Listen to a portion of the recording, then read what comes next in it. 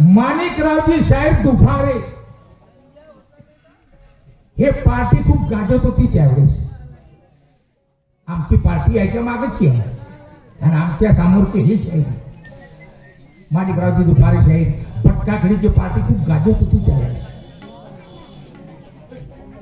आणि आपल्या गावाचं नाव कितीतरी दूरपर्यंत या लोकांनी पोहोचवलं. म्हातारे झाले आणि आता म्हातारपणात शायरी करू शकत नाही, थकले आहे. काही लोक असतील पार्टीचे, काही लोक वर गेले असतील. असंच आहे दादा. आणि मी पाहलंय, मी ऐकत होतो त्यावेळी ज्यांची पार्टीमध्ये जोशामध्ये होती आणि त्याच्यानंतर आम्ही तयार झालो. संपूर्ण शहर लोकांचं गाव आहे. मी धन्यवाद मानतो.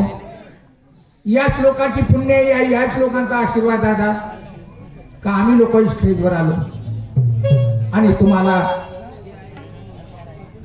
आपल्या कार्यक्रमातून काही ना काही उपदेश करतो, काही ना काही सांगतो.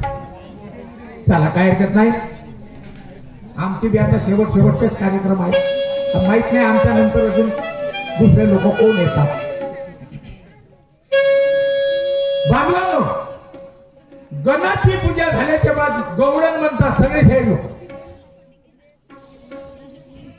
पण गवळण म्हणजे का हे समजतच नाही. गवळण म्हणजे नवरा बायकोचा झगडा हे असे समजून राहिले. मी पाहून राहिलो स्टेजवर आले त्या गवळणी म्हणते, गवळण म्हणजे बायको. का तू बाजारले काव नाही गेली? ते म्हणते नाही गेली, माझी तब्येत खराब आहे. आता तब्येत खराब आहे म्हटल्यावर का कोणता गुन्हा झाला बाबा बाईचा? मग हे शाहीर लोक का करते तिला?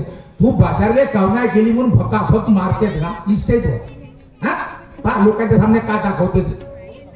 तिला मारते तर मारते, खराब खराब शिवाय देते. मी मोठा विचार करतो कधी कधी, अरे मूर्ख वा, तुम्ही नवरा बायकोचा पार्ट काढता आणि त्या बाईला मनमाने मारता, शिवागारी बी देता आणि 1000 लोक पाहून राहिले का? तुम्ही काय या लोकायले म्हणता का आम्ही जसे स्टेजवर मारतो तुम्ही आपल्या बायकोले मारा? हा, तुम्ही का शिकवायला आले येतो? अरे दादा, ज्या बाई बरोबर तुम्ही लग्न केलं तुमची अर्धांगिनी झाली आणि त्या स्वतःच्या बायकोची तुम्ही बेइज्जत करता, शिवागारी देता, 1000 लोकांच्या समोर अत्याचार करता तिच्यावर. मग तुम्ही स्वतःच्या बायकोची तुम्ही इज्जत करू शकत नाही तर दुसऱ्या बाईची काय इज्जत करा? काय इज्जत करा? म्हणून मी म्हणतो नाही दादा, या समाजाला, या लोकांना काय दाखवायचं आहे या शैलीच्या माध्यमातून हा अगोदर विचार करा. हा विचार करा. तमाशा तुम्ही लोकांना खराब करून टाकलाय. शिवागारी देऊ देऊन आजकाल बाया जीवापासून निघल्यानं ह्या तमाशा कराने ह्या तमाशाचा सत्यानाश झाला. मनमाने शिवा देतात दादा. त्या दिवशी एका बाईला स्टेजवरून उतरवलं खाली पंच कमिटीला. खराब बोलून राहिली, मनमाने दुनियाभर उतर खाली, हे पैसे घेऊन लवकर निघ म्हणे. काय अर्थ राहिला? ही कोणाची बदनामी करून राहिली?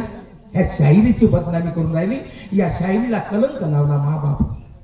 हे अशा तो का? आणि म्हणून मी हात करून सांगतो, अरे मूर्ख व्हा. अरे अडाणी जमाना गेला आमचा 72 लोकांचा.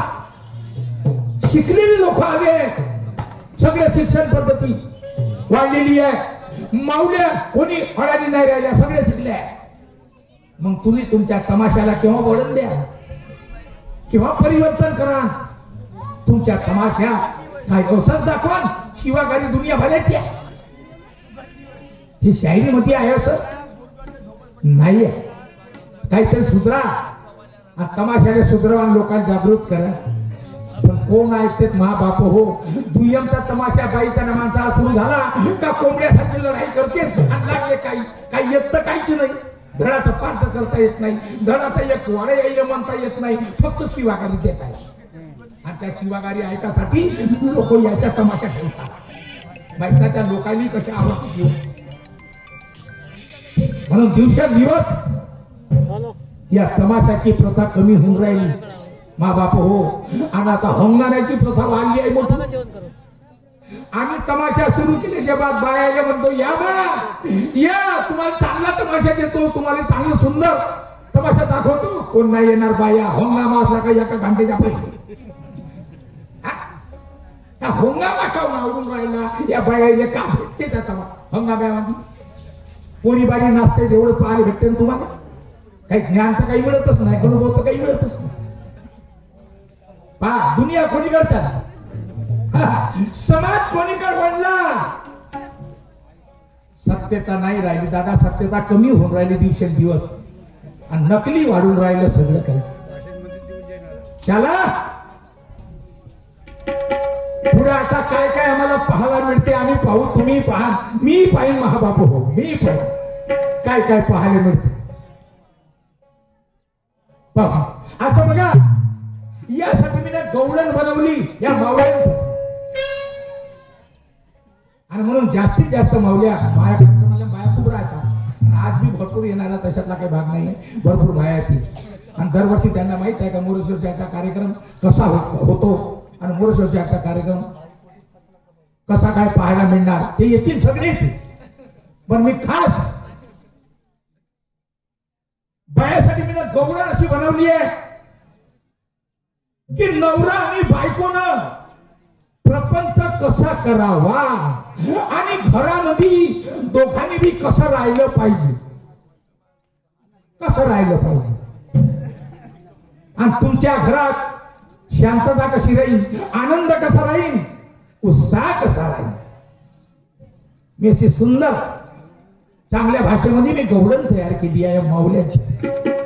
कारण बाई चांगली असली घरातली संपूर्ण घर चांगलं राहते मा बाप हो.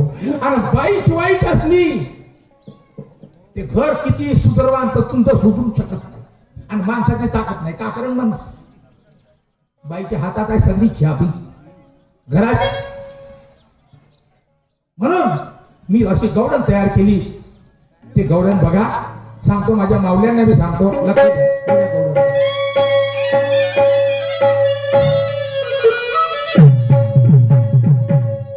मी माझ्या पत्नीला शिवा देणार नाही, वाईट बोलणार नाही आणि हातही लावणार नाही, हातही नाही लावणार.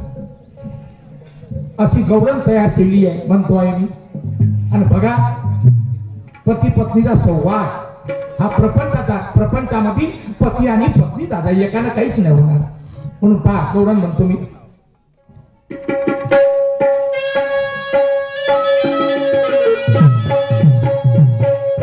माझ्या घरी 2-4 एकर जमीन आहे आणि 2-3 गायी आहे. मी शेतीचं काम करतो, माझी पत्नी त्या हाताचा धंदा करते. चला बाजारले का नाही गेली थोडस विचारतो माझ्या पत्नीला.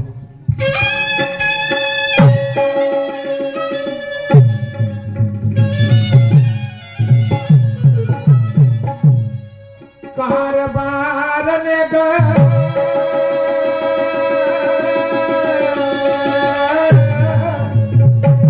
माझे लाडाचे नारी आणि राधा राधा राधा राधा राधा ग. एका शब्दाने येते महाबापू, आज नाही आली. याचा अर्थ राधा घरातच नाहीये, हे गावामध्ये गेली असं काही कामानिमित्तानं. काय हरकत नाही, जावं लागते. आणि म्हणून माझा आवाज तिच्यापर्यंत नाही गेला. थोडासा जोरानं आवाज मारतो आणि आवाज ऐकता बरोबर धावत माझ्याकडे आल्याशिवाय राहणार नाही. धावत काय हरकत नाही, आवाज मारतो.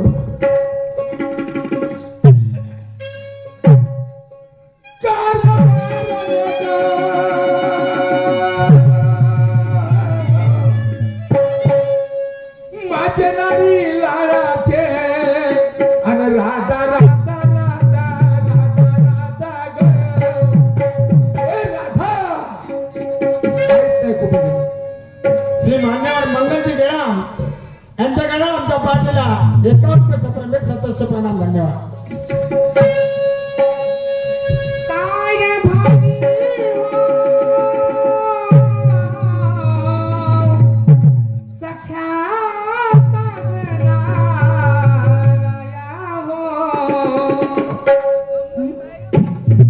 कशाला वाजलंय म्हटलं राया हो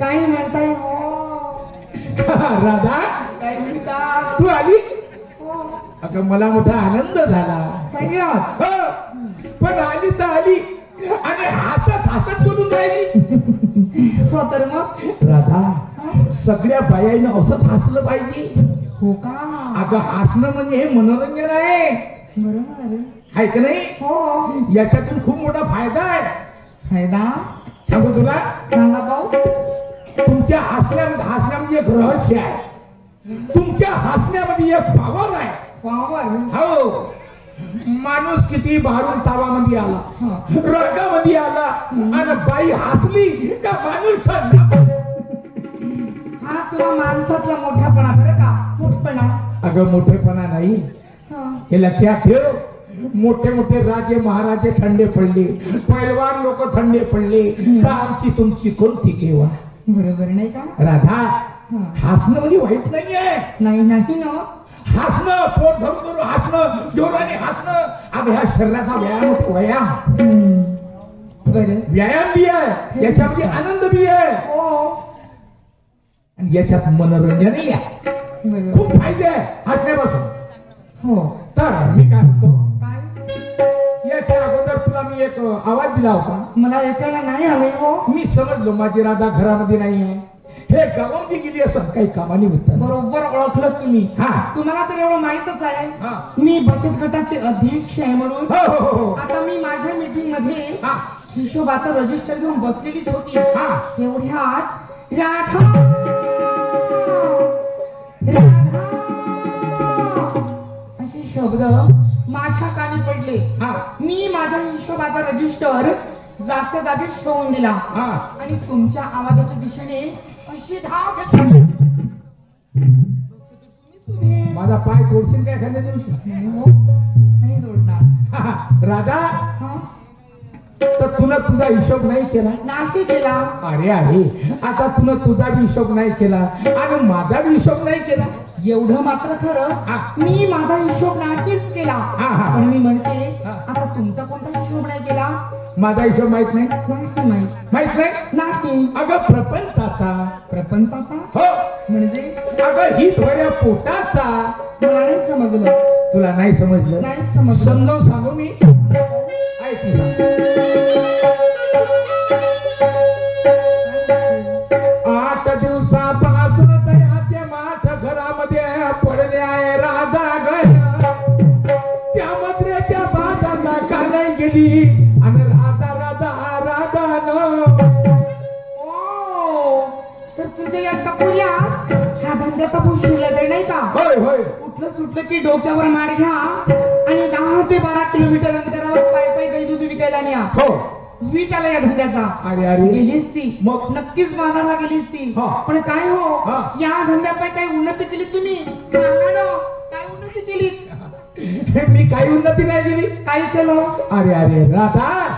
तुला राहायला घर नाही आहे तुला जेवायला मिळत नाही मिळतंय तुला कपडे लत्ते मिळत नाही देताय ना मग या माणसानं काय केलं पाहिजे कोणत्या कामाचं असलं बाई भव्य हो राहायला घर आहे हा. कपडे लत्ते घेऊन देता हा. खायला प्यायला हा. आणता पण असं पोट गावात चरणारा डुक्करी भरते म्हटलं हो डुक्करी भरते सपोर्ट खूप चांगली उपमा देऊन राहिली मी माझ्या संसाराविषयी बोलतेय डुकराविषयी बोलते हो दिलीप मा डुकराची उपमा देऊन राहिली दिल्ली मग राधा मला खरं सांग या माणसाचं कुठं चुकलं आणि या माणसानं काय केलं पाहिजे मला एवढं सांग हेही कळत नाही नाही अहो समोर बघा हा. त्या बिचाराचं तिथं झोपडं होतं हा. तरी एकावर दुसरं, दुसऱ्यावर तिसरं, चौथं, पाचवं, सहावं मजलं बांधायला सुरुवात केली हा हा हा आणि काय हो माझे गाव एकदा वळून बघा ना तुमच्या पुढच्या झोपड्याकडे कोणीकडे माझ्या झोपड्याकडे नाही म्हणाली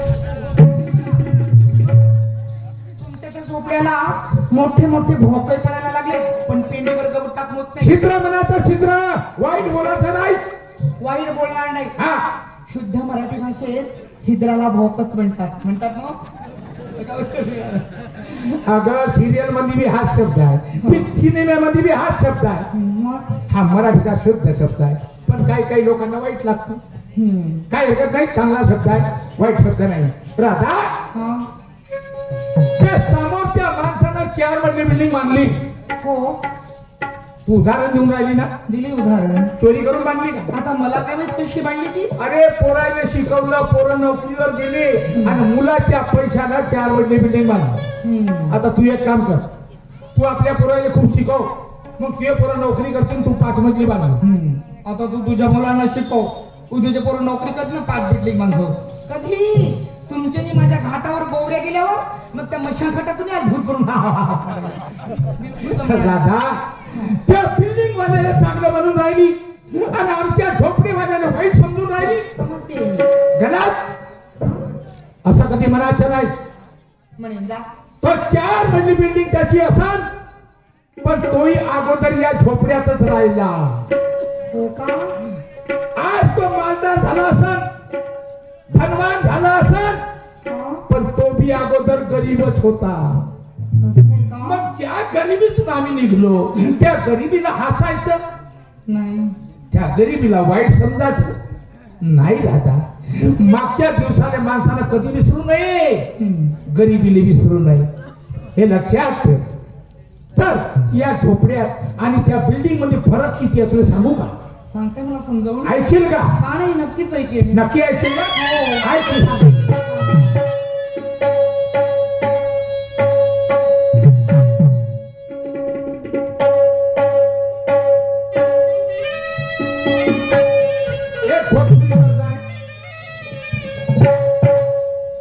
ऐसा न रूपवा सजावल का होई, जब देखी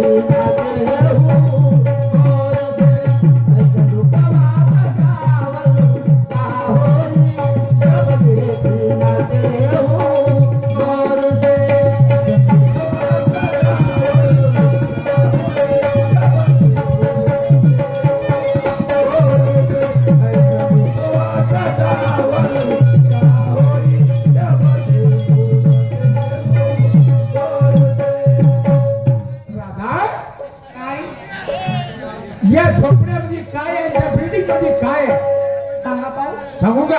सांगा. आपण अन्न खातो ना, आपण अन्न खातो, गरीब लोक. हो. मग बिल्डिंग वाले मोठे लोक का खाते? इतर अन्नच खातात. हो. कोण म्हणते? सोनतांनी खातो. हो, अन्नच खातात. मला काय डोकं फिरवत आहे माझं. अन्न खाते? हो. मी मला सोनतांनी खात असतील. नाही हो. अरे आपण बी अन्न खातो, तेही अन्न खाते. पण सांग राधा, मी तुला विचारतो, सांग राधा कशाची अग कमी तुला, सांग राधा कशाची अन कमी तुला, अशी वेड्या परी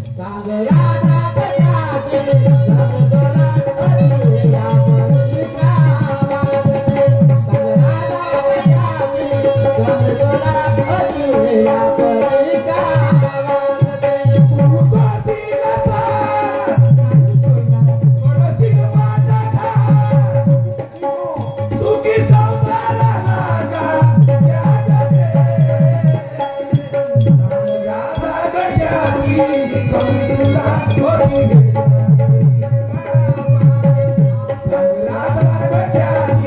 कमी तुला अशी वेळा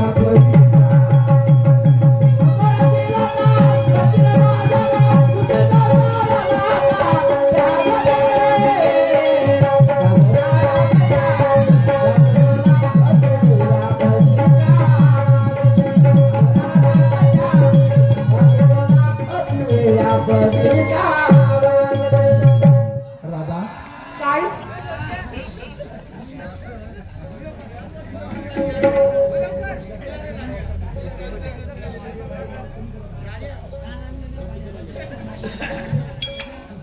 राधा काय म्हणतो मी सांगा. हा शेतकरी माणूस किती मजली बिल्डिंग बांधू शकतो एक नाही तर दोन. संपलं हिशोबच संपलाय. 2 मजली हो खूपच एखादा मोठा असन तो 3 मजली बांधा जी. ना तर 2 मजली त्यावर बांधू शकत नाही हो राधा हो मग या 5 मजलीला 6 मजली 10 मजली बिल्डिंग कोणाच्या आहे कुणाच्या बरे 2 नंबरच्या पैसेवाल्याची 2 नंबर काळा पैसा ब्लॅक मनी. ब्लॅक मनी मग हे सांग रात दिवस हे पैसेवाले 5 मजली 10 मजली बिल्डिंग कोण बांधते 2 नंबरच्या धंद्यावाला माणूस रात दिवस पैसा आणि पैशाच्या मागे धावतात रात दिवस आणि पैसा आणू घरामध्ये भरते मग तो हरामाचा पैसा पोराली दिसते पोरीली दिसते ना बायकोली दिसते जी. मग त्या हरामाच्या पैशानं पोरगही बिघडते बायकोही बिघडते ना पोरगी बिघडते